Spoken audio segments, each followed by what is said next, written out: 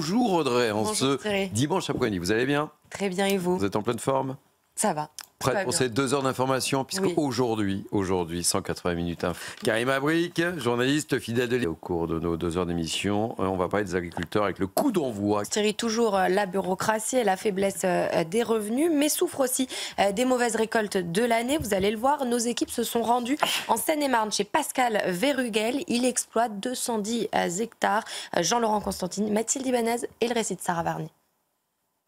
Un agriculteur comme invité, sincèrement, il ne semblait pas très optimiste quant à la conviction. Il veut autoriser les policiers de sa ville à tirer au pain. Un véritable fléau et les conséquences. Indiqué l'armée israélienne, précisant que certains avaient été interceptés. Les services de secours non. Des victimes éternelles. Et cette opposition, nous, eux, ça vient aussi de ces discours-là. Avec vous, ma chère Audrey. Dans le Val-de-Marne, un homme a été tué par la police après les avoir menacés avec une... Audrey, toujours avec nous. Karim Abric, Alexandra Avril-Lizy. Tout à la carte. 3 entrées. Bien sûr, non, et puis c'est populaire, tout le monde aime, je connais personne qui n'aime pas, et ça revient à la mode, c'est ce que vous disiez, c'est vraiment redevenu à la mode, tout le monde adore Cyril. Bien sûr. Mais on en a besoin parce que... Et toute la bande qui nous accompagne pour votre 180 minutes info week-end, puisqu'à partir de 16h, on vous rediffusera l'interview politique. Karim Abric, Amine Elbaï, Alexandra Avril-Lizy et sécurité. Soyez le bienvenu dans notre équipe du dimanche. Et encore, 1 an après le drame de Thomas, les joueurs de rugby de son équipe et des environs lui ont rendu hommage. C'était hier.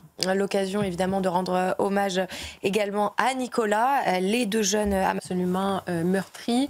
Plus de Juifs se sentent en insécurité. Certains veulent faire leur alia, c'est-à-dire quitter la France pour aller vivre en... Absolument terrible mais réaliste. Est-ce que c'est pas le On symbole? va tous nous toucher à l'approche des fêtes de fin d'année et de la production. Toutes les grandes maisons du Sud-Ouest se préparent. Pourtant, cette production qui prône le gavage des canards est critiquée par beaucoup d'élus écologistes. Ils refusent notamment de servir du foie gras dans les réceptions de fin d'année.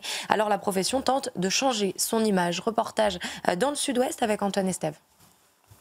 Le grand rendez-vous politique de ce matin, on demandait beaucoup, ils n'ont pas... Ben, on a connu la détresse des agriculteurs. Pour faire court. J'allais dire ce qui se passe. Dans quelques minutes. Cher Audrey.